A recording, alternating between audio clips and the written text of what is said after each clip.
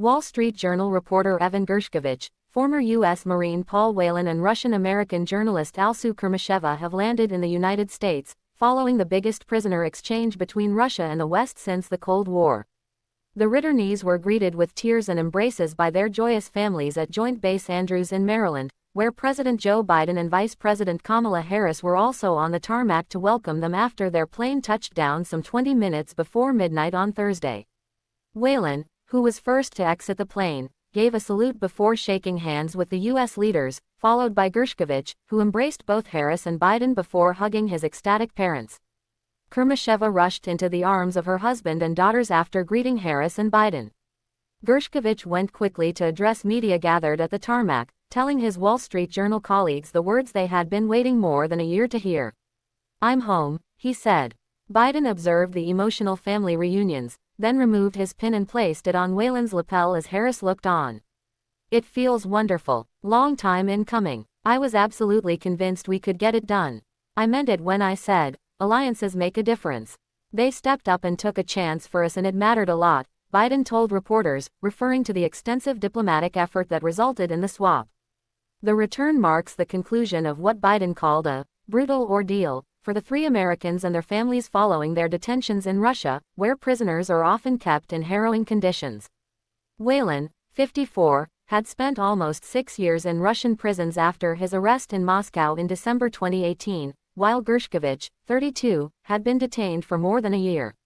Both were sentenced on espionage charges and declared wrongfully detained by the U.S. State Department.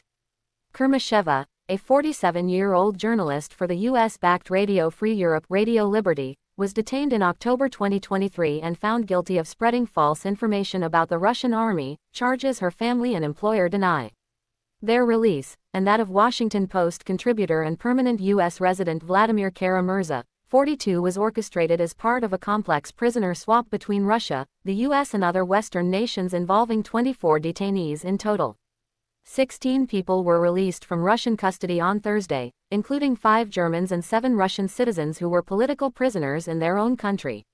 Moscow in return got former high-ranking FSB Colonel Vadim Krasikov, as well as several individuals accused of spying or cybercrime.